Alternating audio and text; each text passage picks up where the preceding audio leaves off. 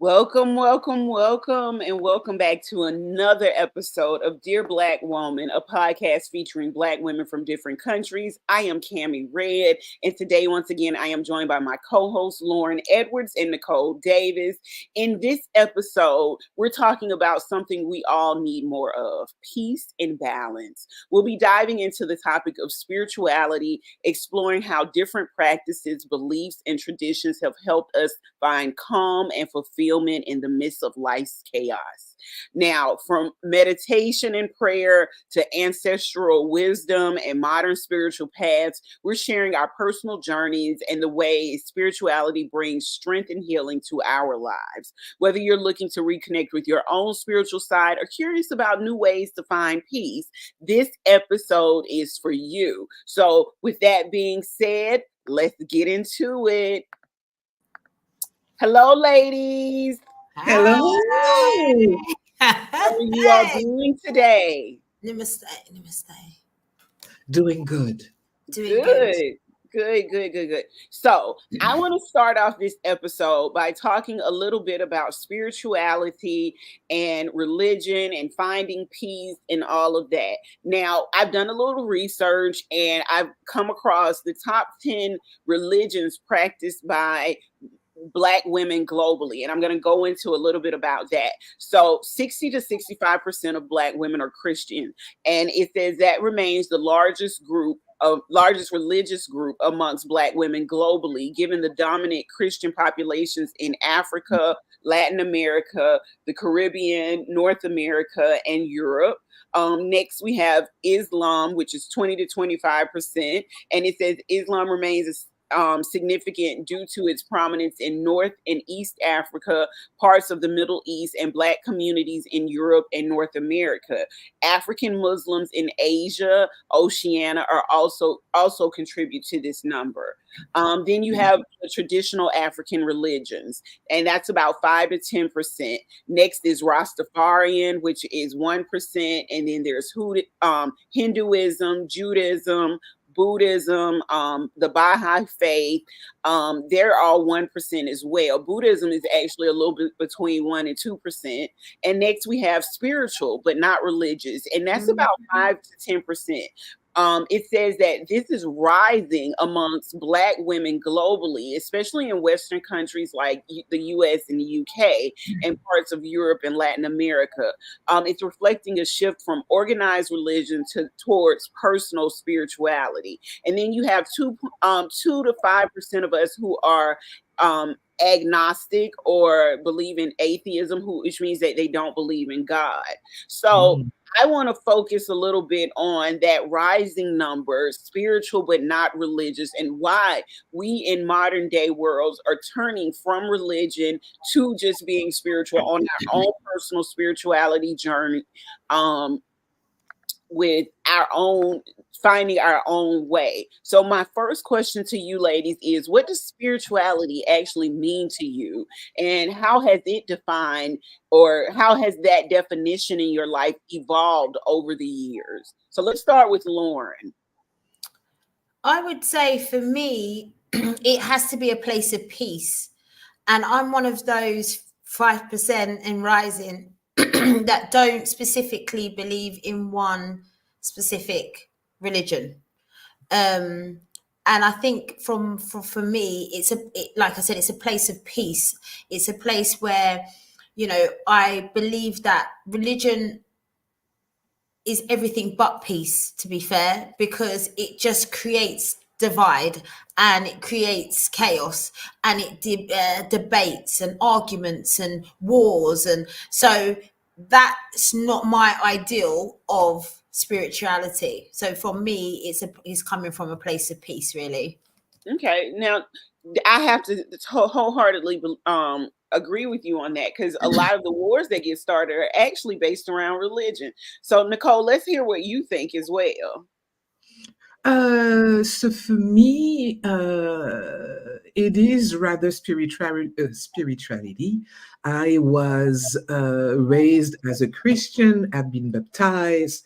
but also there were some things that were not gelling in my world, and I saw that when I was a kid because I went to private school, and the nun there were saying things that were not really Chris-like, like we wouldn't be anything, like we would not amount to nothing, and that really had me think. And I was a kid, that really had me think about religion. Something didn't sit well with me. But as of today, I am a spiritual person.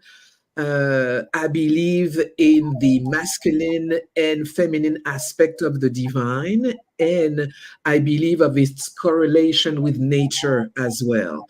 So I've had really great moments where I had like really spiritual experience, and for me, it's really love and comfort, knowing that no matter what, I am loved. That's the thing. Because for me, for the longest time, I thought that God didn't love me. And that's what I'm saying. This is for me, whenever you connect religion or bring religion into a conversation, it's always on condition. It's always So on this. It's always on that. Do you see what I mean? yeah, in my Exactly. life, let's talk about in my life for a moment. I come from a predominantly Christian family. I actually come from a place where I was raised Southern Baptist. My mother is African Methodist. So my family is traditionally Christian, but I also noticed that as generations have come, they have strayed away from being that traditional Christian family to going more into just being spirituality based. Mm. I think that is why there's such a rise in that number where it says 5 to 10% of people are, Black women are leaning more towards spirituality versus a specific religion.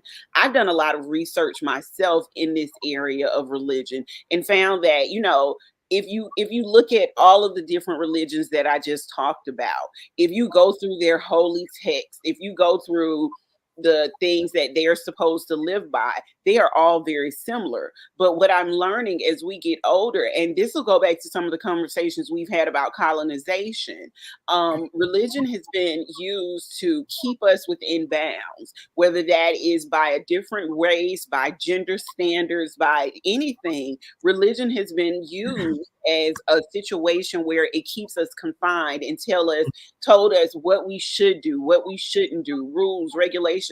Going back to what Lauren said about religious wars, a lot of things are still being played out to this day via religious And wars. let's not forget that these things have been written by man. Nobody can actually say, where they've actually come from, where they've stemmed from. If I'm writing something, if you've written a book, Cami, and that's your book, That that is yeah, coming from you. And then you're thinking about millions and millions of people after you taking your every word as gospel. Yeah. yes. And let's not forget that someone else picked up your book, And rewrote it, rewrote, yeah, and that's what I then was going to rewrote it, say. and then rewrote it. It might not have even been the words It of that. doesn't even have the same translation as it does before. So when people talk about the Bible, and those of you out here who are going to call me Even the blasphemous for Quran. saying this, you gotta go read the Bible, go read the Quran, go read Buddhist texts, go read the Bhagavad Gita, go read all of this, and you will find that there are very similar things in each of them. I can literally go through each of these texts and pull similar verses out that say the same thing. And I So always say, if you think about spirituality and your spiritual journey, I used to refer to it as, if you lose a set of keys, you don't just look in one place for it. You might look in no, you various look places until all you over. find it. And I Yeah, think that has to be the same when it comes to your own I spirituality. agree. You have to look in different areas. You might think, you know what, I agree with that part of it, but I don't really agree with that part. Why can't you do absolutely. that? This is the problem. We've become like, no, no, no. If you are a Christian, you can't accept, the Islamic ways. And if you're, you follow the Quran, you cannot. No, you have to learn to say what is your own path and what's your beliefs. And I think then you really do become spiritually free. You become free. Yes. you are It, able to embrace, shall I say? it's like taking a meal, eating the meat, but leaving everything else that you don't like on the table. So when you go out to eat and you eat a dish, or you find a dish that you really like, you eat the parts of that dish that you like or that resonate with you, so to speak, when you're talking about spirituality and religion.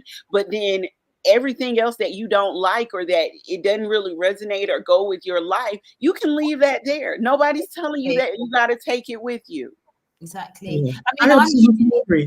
I know you guys are, but sorry, Nicole. I know you guys are the same as me. Like from my point of view, I found real peace in tarot, in cards, in a connection within in the what would you call it, the the tarot world as such. But people frown upon me for being interested in that side of things. And we're going to get a lot of feedback from, I'm just going to put it out there, and so you guys will be Yeah. prepared. We're going to get a lot of feedback from a lot of Christian believer women. We're going to lose a lot of followers. We're going to lose a lot But of we're not people. saying it's wrong. We're not saying it's wrong. I'm not everybody. And what I'm learning from being in the United States, and from just, being a studier of world culture, you are allowed to believe what you want to believe. It is not my place to tell you what's right or wrong. Here's why: because as a Christian, you're told not to judge. As a Yeah. Christian, you're Yeah. told that God gave us all free will. So you need to apply that to your life.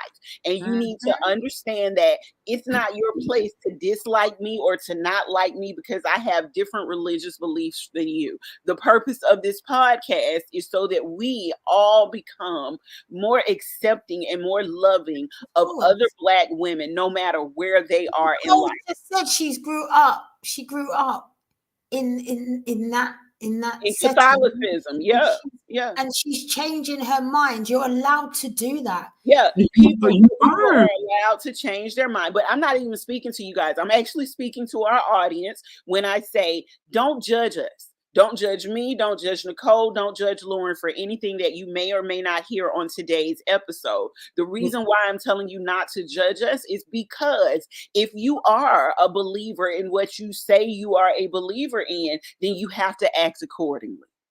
I think everyone can agree we believe in love.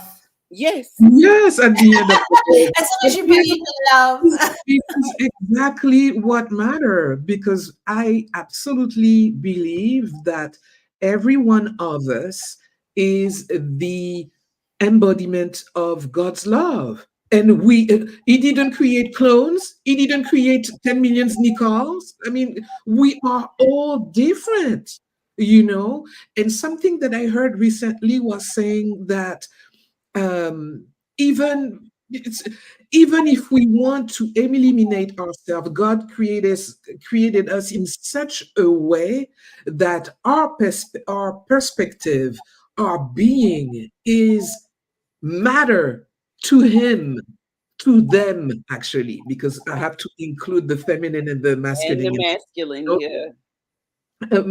We all matter at the end of the day. Our perspective, who we are, our character, all the things that we do, there would be a loss if we were not existing. We are just valid because we are here. Yes. And what we have to understand is, we fight against the difference of color, the difference of gender, the difference of this, the difference of that. It's just another thing that we come up against. And it's like we're just conditioned through life to just continuously segregate ourselves. Yeah. And religion is, I would say, another way of segregation. I don't know if you guys It's another way of control. Yeah, look at how the religion have been used to be controlling women. I don't know if you guys have watched the Book of Eli. Have you watched it with Denzel Washington? Yes, yes. Have you seen it, Nicole? The Book of Eli with No, I haven't seen it yet. So it's really based around sort of a bad guy or whatever. He is hell-bent on finding this specific book, and he's been looking for a book for years and years and years and years. He sends out all these bad guys to go and look for this book, and this book in the end turns out to be the Bible. The person. Yeah, and it's not even a book. It's what he's carrying. But What he Denzel? wants the Bible because he says, once I receive this book, once I find this book, I can control millions of Of people. people. It Yeah. is crazy. So Yeah. it just opens your eyes to say, you know what?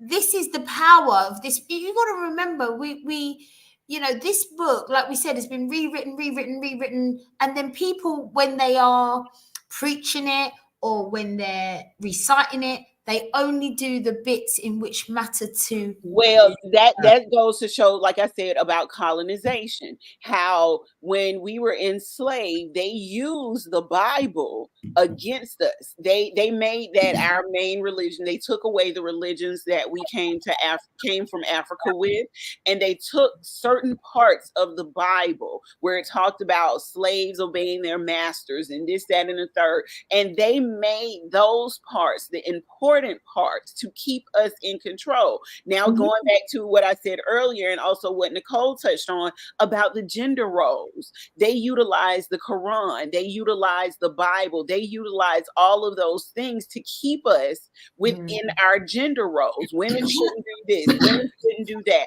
women shouldn't look this way, women shouldn't look that. Well, first of all, let me just let you guys know the Bible contradicts itself in the New Testament versus the Old Testament. The Old Testament says women shouldn't cut their hair, women shouldn't dress a certain way, women shouldn't look this way. But guess what? In the New Testament, it says something totally different.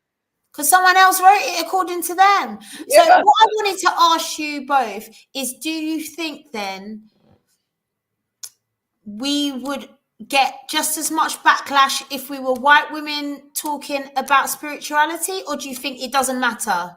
I don't think it matters. The reason why I don't think it matters is because I've seen podcasts and listened to podcasts of white women talking about their views on spirituality, and not all of them practice Christianity. Some of them are calling themselves self-proclaimed witches and all of this stuff. So there's a lot that goes into religion that is keeping people from actually entering into that space.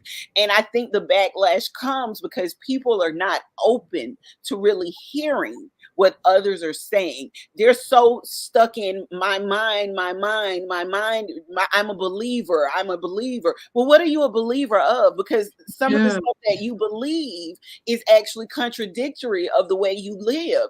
But you know, they always say though, Cami, they always say it's the hope that will kill you. And you have to remember that some people cling on to it because it's the only thing that they can hold on and firmly feel like, you know, it's just theirs and no one can take it away. And like you said, it might have gone back to where it was colonization. The funny part about it is this. Let me just say, the funny part about this is this. If Christ were to show up in today's society based on what the Bible says and how he acted and reacted in the Bible, a lot of Christians would not accept Christ. Oh, that's clear. And God, and Jesus will be kicking some major ass right now. Yeah, like when the story of the Nicole, she's not lying. He would be kicking people's ass into tomorrow. Yeah, she's There's not a lying. lot of people that need it. Yeah, if we go based on what the stories tell us, on what the Bible says, a lot of these churches would be closed down and burning. Like Jesus would walk into a church and do what he did with the Pharisees, flip over those tables and say, I don't know what y'all in here doing, but y'all ain't living right. Like, let's just keep it all the way 100. People fail to realize what Jesus's role was in the Bible as the Son of God. He hung out with prostitutes and thieves and gay men and all of this stuff. So you cannot tell me that your judgment is not clouding your But this is what I'm saying. Once again, it's what you read, it's what that person's read. Everybody's just picked we just don't know. It's not what I read, it's what they wrote. That's what I'm saying. Sorry. So you know what I mean? Like what was written, shall I say? But this is why I say, like, if you reach a certain point in your life and you really just take time to really understand your purpose, you do start to understand that I don't want to be a sheep. I want to understand things for myself and Travel, yeah, travel is true. Travel does that. I think traveling is so important and so key to opening your eyes to, different ways of the world and how we are similar, no matter what religion or where you find Absolutely, spirituality. Lauren. We have more in common that we are Of different, course. Yeah. but we have to be compassionate and accepting of differences.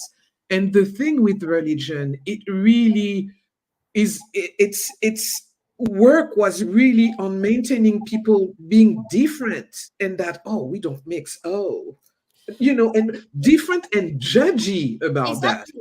But you then in know. Africa and places like certain parts of Africa, and like you said, even like certain of the white women that you've explained, Cami, they are called witches. If they are in tune with a different way, a different approach, a different, their spiritual path is different, they Mm. get called witches.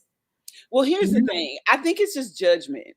And that's it the is one thing. judgment. Yeah, that's the one thing Or is it I lack would of like. understanding as well? Because like Yeah, I said, in certain parts of it's not lack of understanding, because we all have the same ability to go out here, research, learn, and understand things. but if you're in a third Absolutely. world It's country, judgment. Yeah, it's judgment. but if It's you're in a judgment. third world country in a small village in in Kenya or somewhere, and you are named a witch or stoned a witch, what would you say that their excuse would be then? Again, it's judgment. I'm not gonna lie. It's judgment. It's not, because guess what? It's not my place to pass judgment on anyone No, for their religious beliefs. It's or not. Exactly. anything else, It's but just we not. do. And that's just what it ultimately boils down to is it's human judgment. Mhm. It is human judgment. It didn't have anything to do with anything else. It is us taking it upon ourselves to judge each other. And because of what we've been taught by way of religion, because of the confinements that we not and that's why I said, if people really read the Bible for understanding and not for it to be clickbait for their particular lives or for them, they would understand that you are passing judgment. Mm. You're doing the one thing that God says He doesn't want you to do. That's what you're doing. The Is that the one hotline, thing. Cammy? Is that the hotline? Is that the Christian hotline? He's Well, calling! He's calling! but no, He's my homeboy. He's my homeboy. The man yeah, upstairs no, is my homeboy. we're passing judgment. Okay, we're all when we say, "Oh, I can't get this. I can't do this because you don't believe in Christianity." Who told you to pass judgment on anybody? Yeah. Who told you? Because the one thing your religion says is that you should not be a judge of anybody. No. That, and then there goes, what's the saying? He who casts the first stone. Yeah. So your life isn't perfect. Before you pass judgment on anybody, Woo. the one person you need to be passing judgment on is yourself.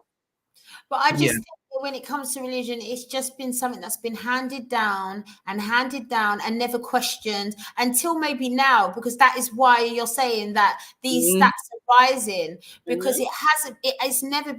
it's never been Well, what questioned. we're seeing is we're seeing women take a step towards educating themselves. We Yes. Yeah. talked about this in several episodes ago about how Black women are starting to be outside of the box thinkers when it comes to education, when it comes to entrepreneurship. And a part of education is research.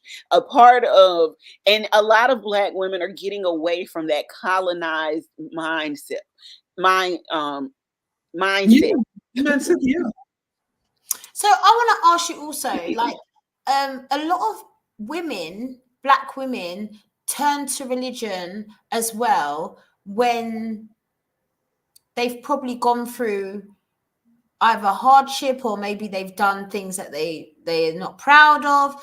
Why do you think they turn to religion then? Why do you think that's their safe space? I don't know that they turn to religion more so than they turn to spirituality. I think that's where they're actually learning not to really rely on a religion, because a lot of us have religious trauma. Yeah, but I still feel like there's a portion of women that do turn to. No, yeah, I get what you're saying, but Yeah, I but think go it, ahead, it is Nicole. used as comfort. It is used as comfort. Having a spiritual practice helps you being grounded in a world that is increasingly violent, increasingly crazy. Knowing you're going into something that holds a lot of hypocrisy. Like, do you see what I mean? Like, if you are turning to a religion, and as we've just said, a lot of religions are, kind of, what's the word? Male dominated. No, not just male dominated, but there's a lot of hypocrisy within religion, Yeah. right? So what I'm saying is that you're going to turn to a particular religion knowing their full well that it but it depends, because some aspects of spirituality, it's not to say that every people who is a Christian or a Baptist or any other denomination do not understand spirituality, but this is the way that they apply it for them. Yeah, that's why I said I think it's more so not just turning towards religion, Yeah. but turning more so towards spirituality. Because religion can be confining for women. And that's the truth. I think a lot of women, when you get in those moments, because if I'm being honest with you, even for me, when going through certain things, it's not that I turn towards a certain religion, but I do turn towards God. And I start to get more into my relationship with God, not in my relationship with religion. And God can show up, as Nicole stated, in various ways. And I think a lot of people need to understand that even if you're Christian, if you're Muslim, God is found within you. 100%. Yeah. And The divine is from within you. So how you think that looks is actually, that's why I said I wrote a book called 30 Days of Spiritual Growth. It is literally a book that takes you through devotion, but it doesn't take you through a Christian devotion. It takes you through devotion through various religious texts, through quotes from life, from all of that, because I have the understanding that God doesn't look one way for me. God doesn't look a certain way for me. I'm not going to be confined by religious constructs. I'm going to learn about God in every way that I can, because millions and millions of people do. And what I'm saying, so there must be something that is, do you get what I mean? That is just creating this. I know what you're saying. It's falling back on what you know. You've just said in the biggest religions are Islam and Christianity. Yeah. But can I also point out something to you about Christianity? This is where you and I are going to agree.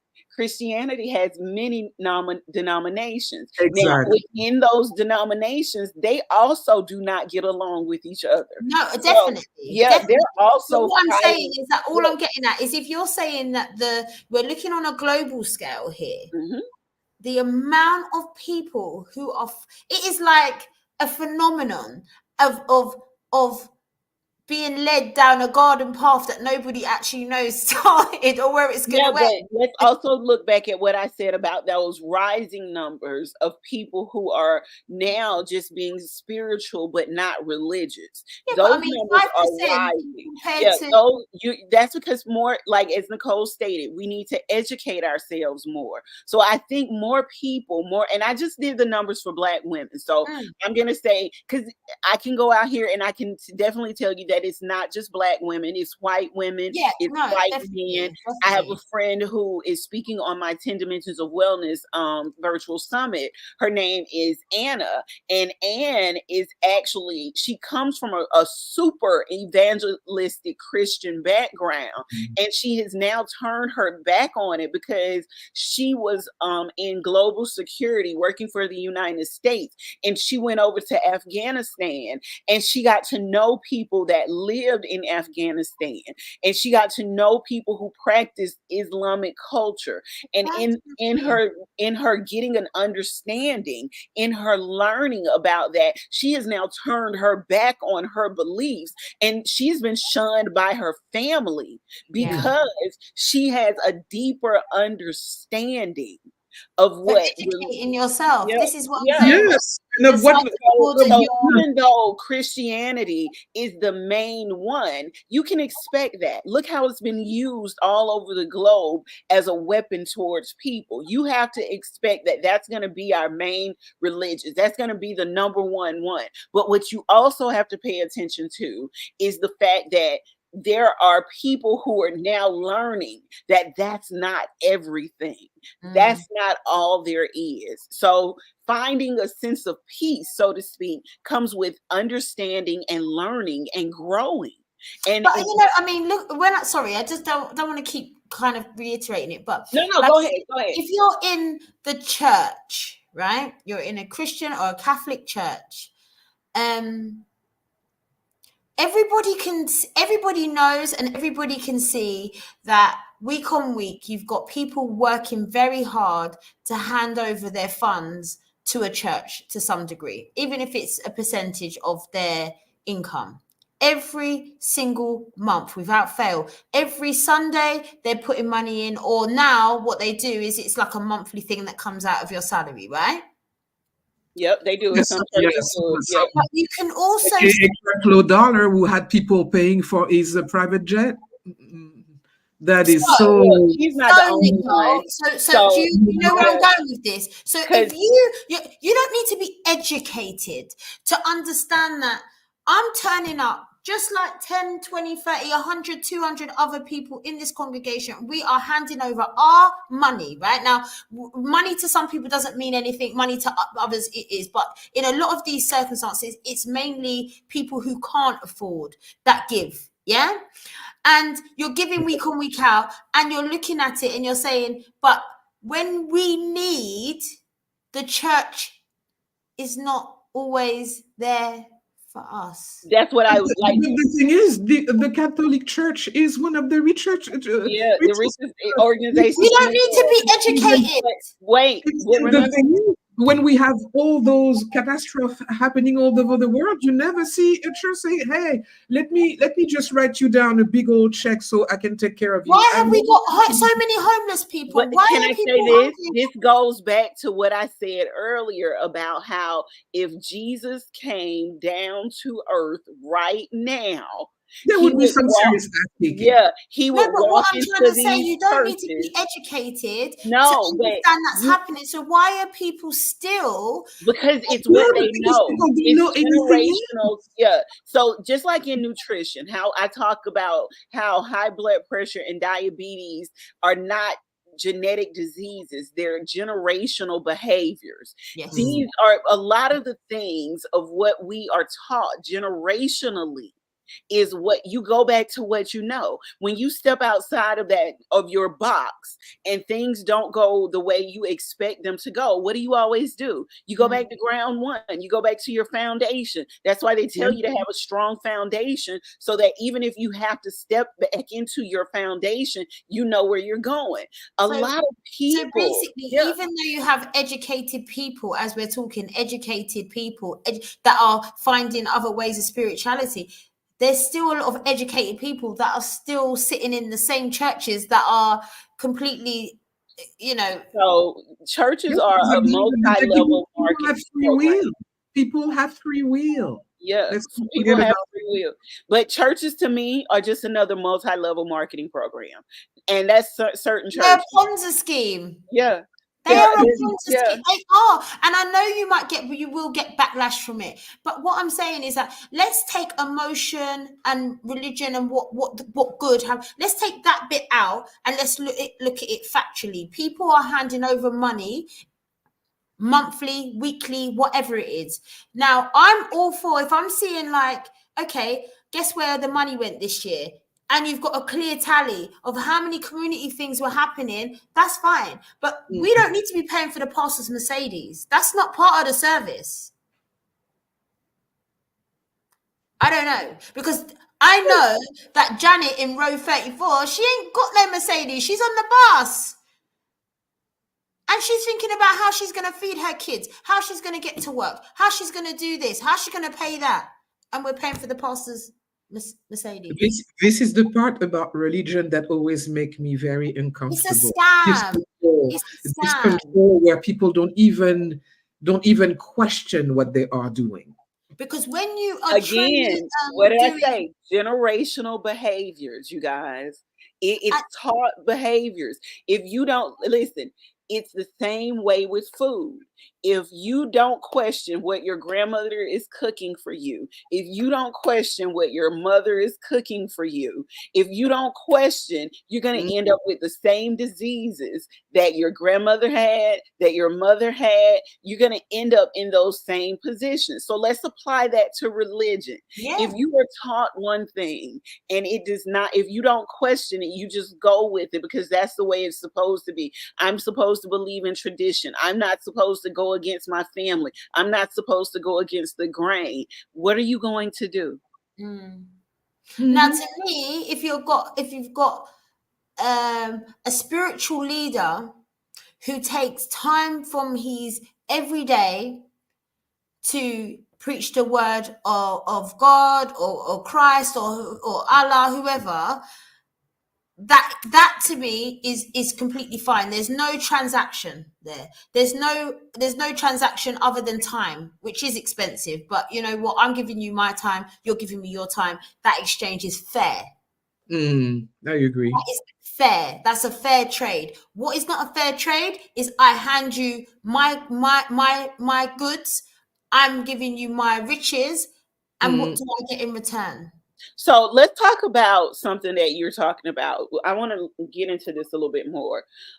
Here's what I have an understanding of, and maybe I'm wrong because it's the 21st century. But if we're talking about giving tithes, when they say you give 10% of what you earn, in biblical days, that did not always look like finances. That sometimes looked like giving the goods that you raise. For instance, you would go take wheat to the church and put 10% of the wheat that you grew into the church. You would go take an animal to the church because you would take 10% of what you raised and give to the church. It didn't always my look problem like, is not about what you're giving. My thing is, what are you getting for that? and So if that's what I was getting ready to say. So what that really meant was when things went wrong, like in famine and in hard times, the church was where you went to get those things in return. So that's why I said it doesn't always look in the biblical days. I think it's the story of is it Joseph, where he was sold off by his brothers into slavery and ended up working for it. Was it not King David, if I'm not mistaken? And he was giving King David advice, and he was dreaming dreams. And I may be wrong, but if I'm wrong, somebody correct me. He was dreaming dreams, and he was telling the king how there was going to be times of famine. There was going to be 7 years of this and 7 years of that. And what they needed to do is they needed to store things for those 7 years that were to come. And what my understanding of that story is that when they stored those things like they were instructed to do, and I'm guessing that came from the tithes and from the things that the people in the community gave to the king. When it came time for those 7 years of famine, that entire land was not affected by that because the king took care of all of them. So that meant that they were able to actually eat, and they didn't reap any of that famine because they gave to, but they got it back. It's become a business. It is business now. And the thing is, if I can stand up and sell anything, it's a business. So I'm selling the word of God. I'm selling. Well, I saw a TikTok video that said that people that churches become a business, and most ministers are not really religious men. They're actually businessmen. Of course. Like I said, I have no problem with money being given in if the same money that's given in is then given out. If you can account for it. And he's applied to truly to people in needs. There's some church who do that. Yeah, there are some but then once again, Nicole, who do that, but to me, there's not enough. But also, I feel like, but are we actually transparent in, even if there are churches that are doing that, is it transparent about actually what is it's being spent on?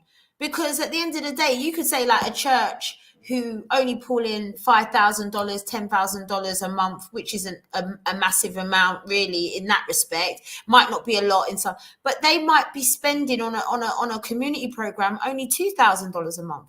It might seem like they're doing a lot with that $2,000, but guess what? $8,000 of it is paying for someone's upkeep. So let's look at this in a fiscal and financial way.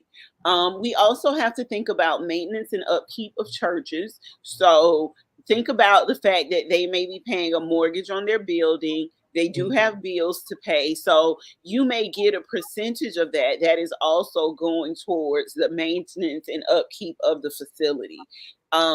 So it's not always where it's going into someone else's pocket. 100%. But then Yeah. also, as we say, if you are spreading the word of God, why do we need buildings? Why do we need specific places like that? Or can they be anywhere? Yeah, because that was the base of Christianity, Yeah. to do buildings that would be pleasing to God. There's So so let me many. say this to you. The funny part about that is Christianity frowns upon temples in the Buddhist community, but it's the same thing.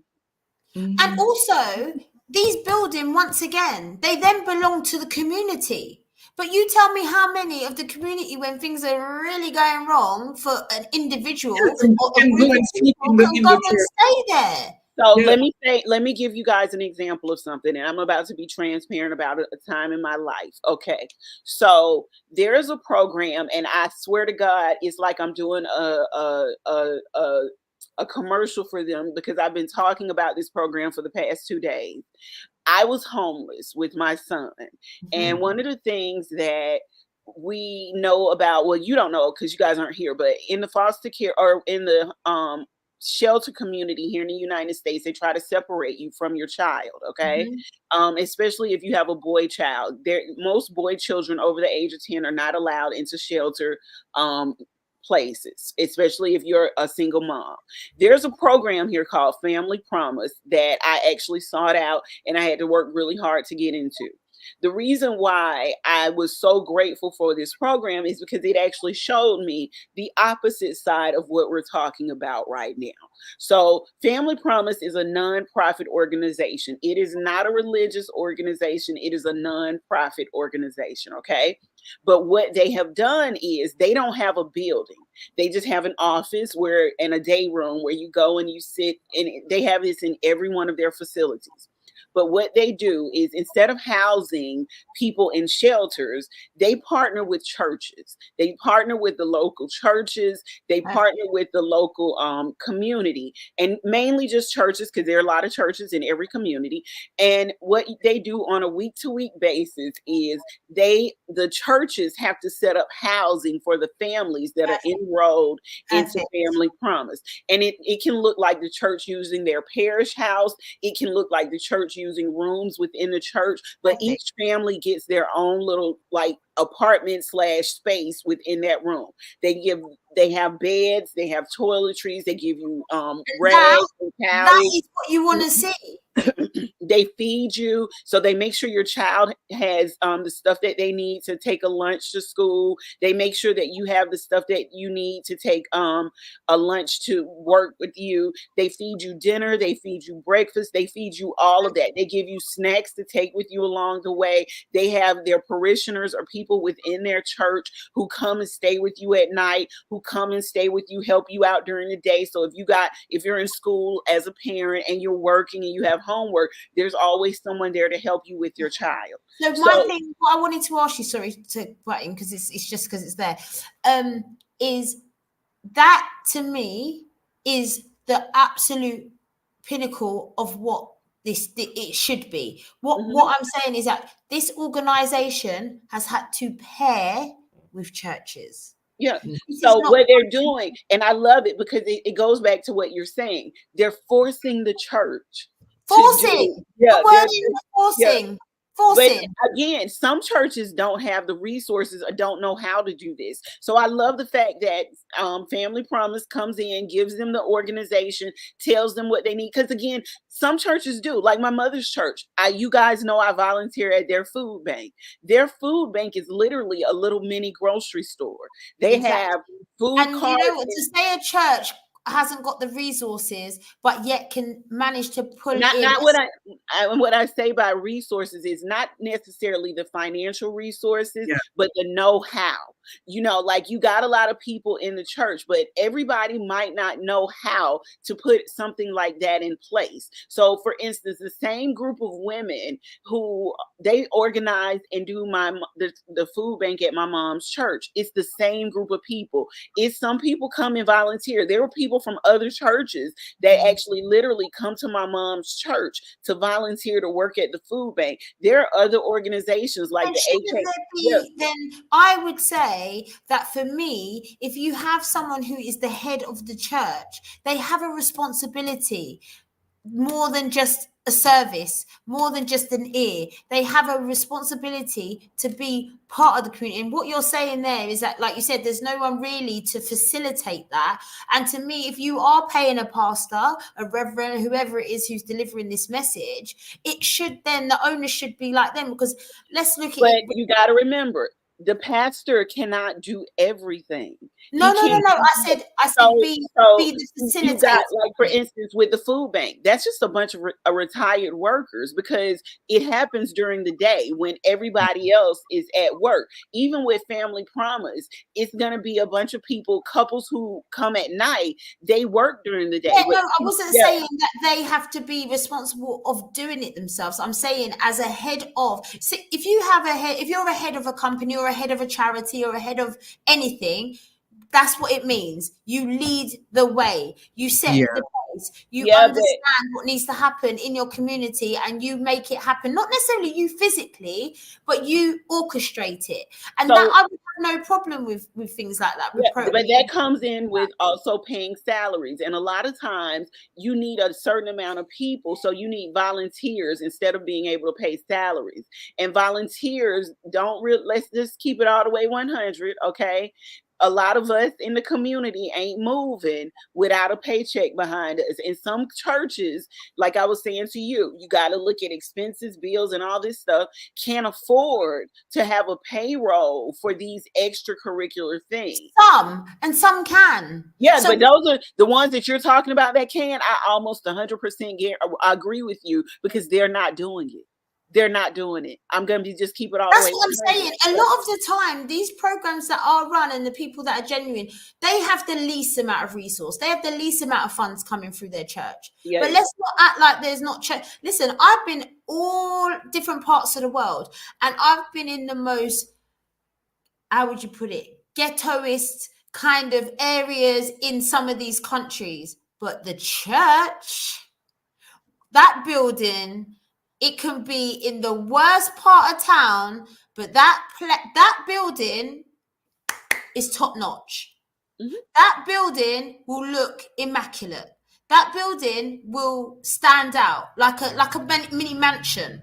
No matter where you go, you can see. I mean, don't get me wrong, there's churches that are run down. But, a lot of I've been looking and I'm saying there could be shack. Oh, church. Shack. But that's not just in Christianity. No. I'm talking about. So we can go to third world countries, and you'll see where their temples are the most upkept places as well. But that's because of people's devotion to those facilities. Yeah, so we don't want to. Let's not just harp on Christianity. I think I need to look at across the board, and I'd say it is a common factor. But when we talk about, volunteers and stuff, well, people are prepared, and you do see it in Islam and the mosques and stuff. People are prepared to put in their time and effort. I think it's all about who's leading that actual issue, and if I can get paid to do less, maybe I will do less. If I can get away with it, then that's A lot of us do, you know, that's how it is. So I don't think religion and religious leaders are any different. If they can get away with not having to do certain things in their communities, they will. So let me steer this conversation away from just religion a little bit, and I want to talk to you guys about some personal things. How do you all incorporate spirituality into your daily routine, and what advice would you give someone looking to develop their spiritual growth and spiritual practices? Nicole, I'm going to start with you. Yeah, so go, Nicole. I would say for me, meditation and prayer, because meditation allows you to remain still, to remain in the moment, you know, and prayer, really. That and being in nature. Yes. Yeah. That Yeah. and being in nature. Because I want to just say that as you grow, you'll find, and as you educate yourself, you'll find that nature is fully incorporated a lot of places into spirituality. People are forgetting our nature is heavily present, you know. I remember once I had made I was in Atlanta at the time, and I used to live in Decatur, and there's plenty of trees and cute little roads, and I used to go running, and there were a particular tree that I used to hug after my workout, and it was such a good feeling. And I did that, and I'm still to this day. I'm still doing this, and people still think so I am crazy.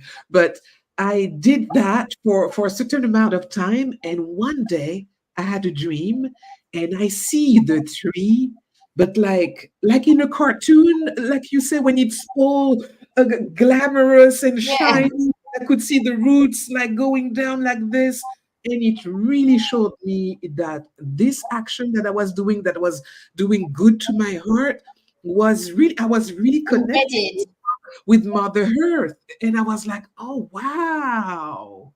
Oh wow. And it's something that I continue to still do to this day. That and meditation, really, because I even had the experience of seeing an angel when I was meditating. Wow. And I was like, okay, this is what works for me. Yeah. This is what works for me. Being close to nature, being able to see things, because I'm a really nature person. I'm googly eyes. If I see butterflies and flowers, it's just like I'm getting really giddy when I see some things like this.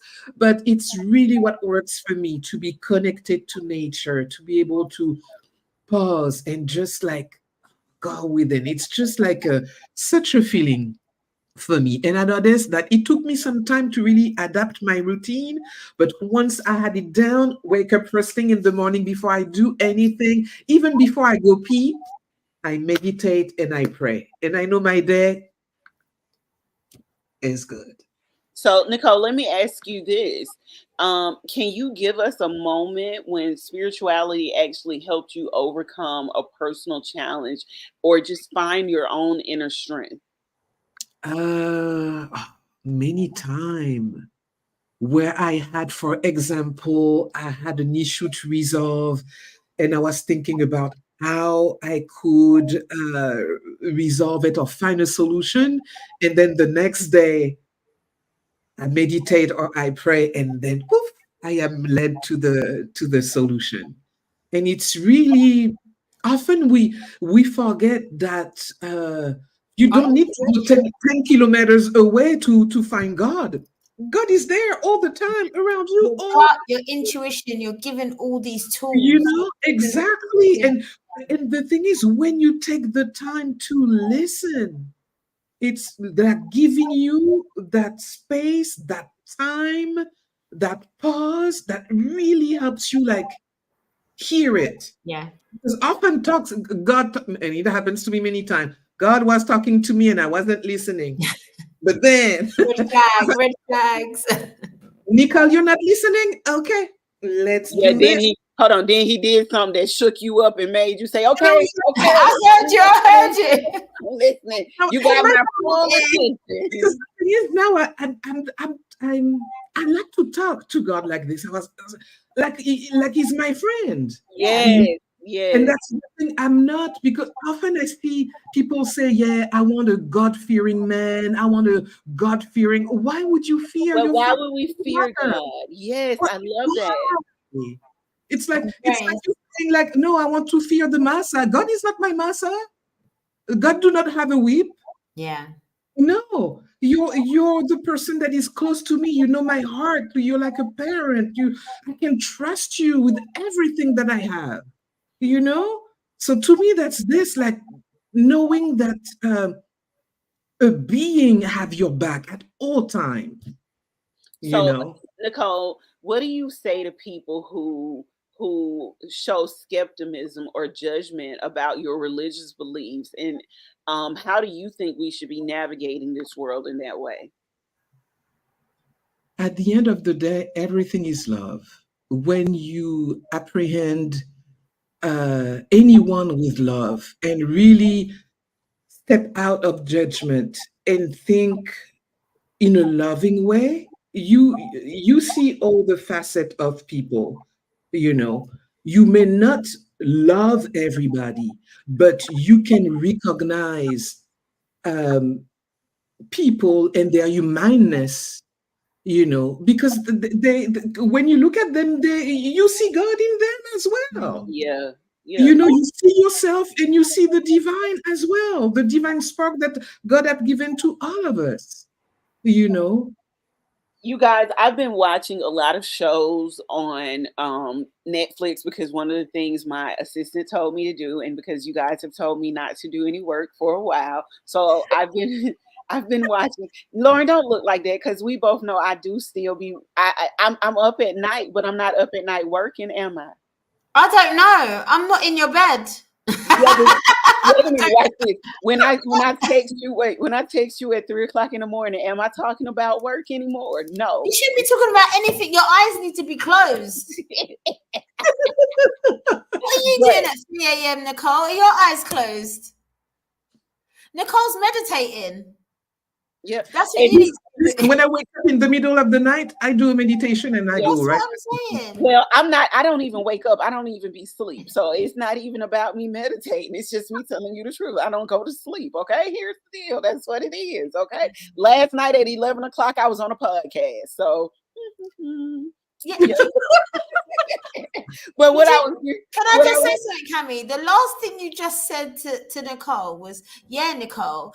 And you, when you wasn't listening to God, God came along and made you listen. So I'm just. Can you rewind that bit and I make sure done. you Wait a listen to minute. it? Wait a minute. Let me rewind it and tell you this. When I didn't listen to God, I got smacked in the face with a relationship that I shouldn't have been in. Now I am listening to God and I am doing the things that He is telling me to And do. me and Nicole are hearing it I'm through just watch our this. spirit. I'm just not going to sleep in this process, okay? He's But what coming I was through us to deliver the message. Deliver the message.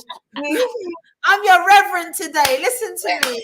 listen. So what I was saying was in my downtime when I'm not, because I'm not working as much as I was, I've set up a schedule so that I'm not working. But what I have done is I've started to incorporate watching a little some things on TV. And it's crazy because what I'm drawn to are actually shows about spirituality and about religion.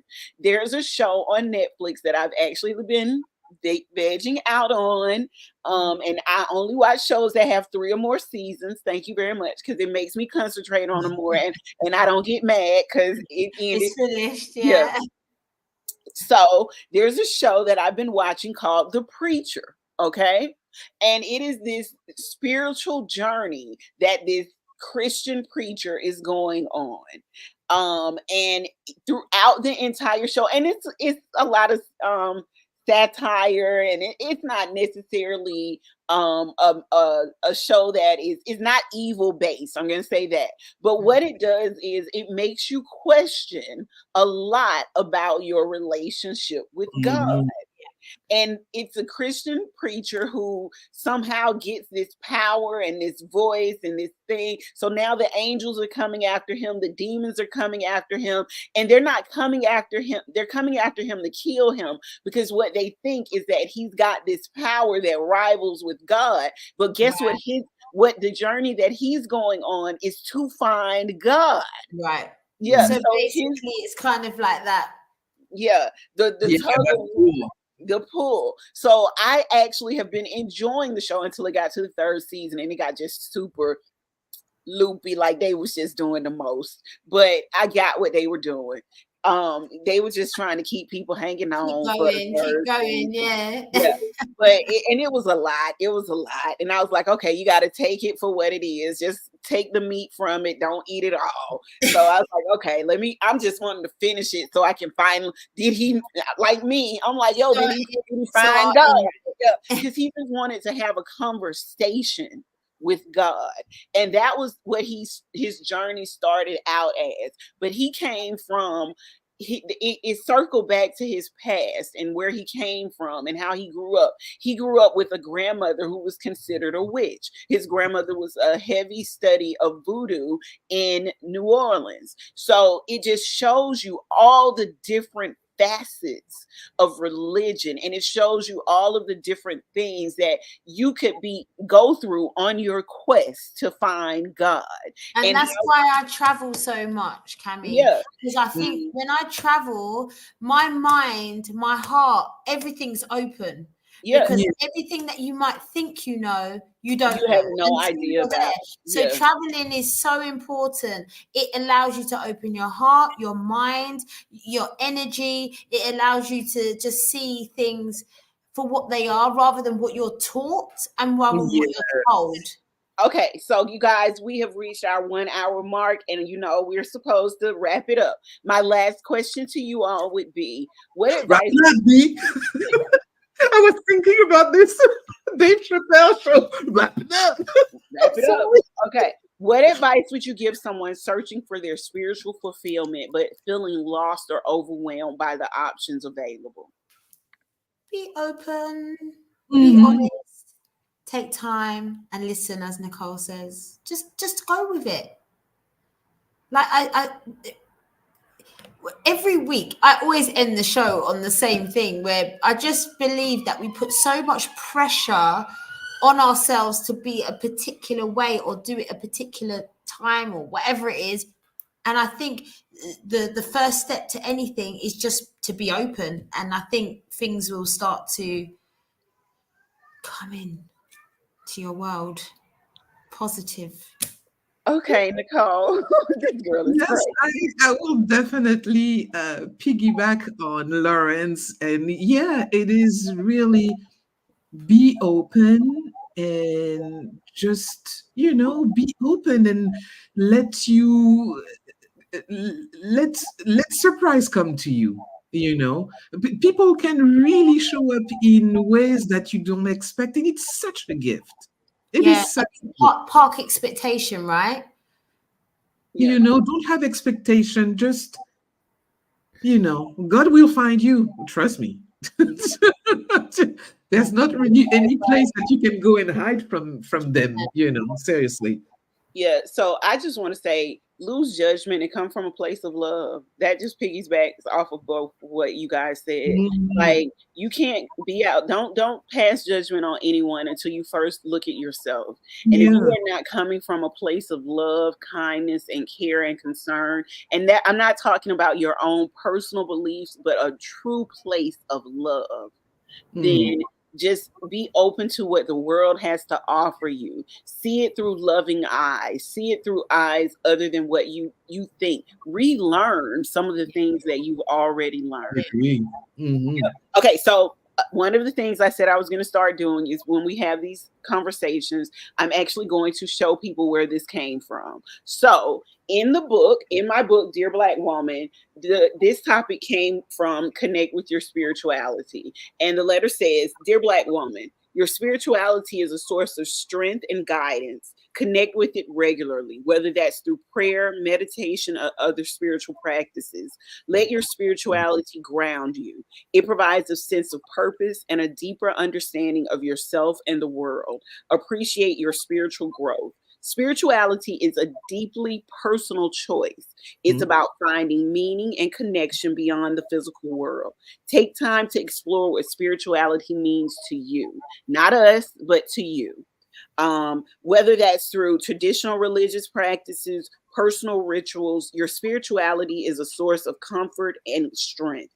Let your spiritual practices be a daily source of renewal. They can help you navigate life's challenges with grace and resilience. Your spirituality connects you to something greater than yourself, offers perspective and peace. Understand your spiritual path and let it guide you. With love, me.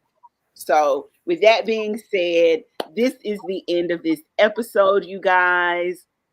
So, what I want to do is thank you all so very much for tuning into this episode of Dear Black Woman. We are a podcast featuring Black women from different countries with the same different perspectives, different ways of life, but coming together to show that we have more commonalities than we do differences. We hope our conversation about spirituality, religion, and peace gave you some inspiration to find your own balance in this chaotic world. And just know that some of us are all coming from a place of religious trauma. Don't hold on to that trauma and let it go. Learn how to find things on your own, educate yourself, look through, like Nicole and Lauren said, be open to new things, be open to everything around you. Travel, learn, educate yourself, and come from a place of love. Remember, no matter the challenges you face, there's always a source of strength and guidance available to you, whether through meditation, prayer, or connecting to your roots. If you enjoyed today's episode, please share it with someone who might need a little bit more peace in their life. Also, don't forget to like, share, comment, follow, and do whatever you have to do on your favorite podcast platform to support our podcast. And as always, a special thank you to Rabbit Production for the music that sets the tone for the beginning and end of our conversations that we have. Until next time, stay grounded, stay peaceful, and keep growing, you guys. Thank you so much for joining us.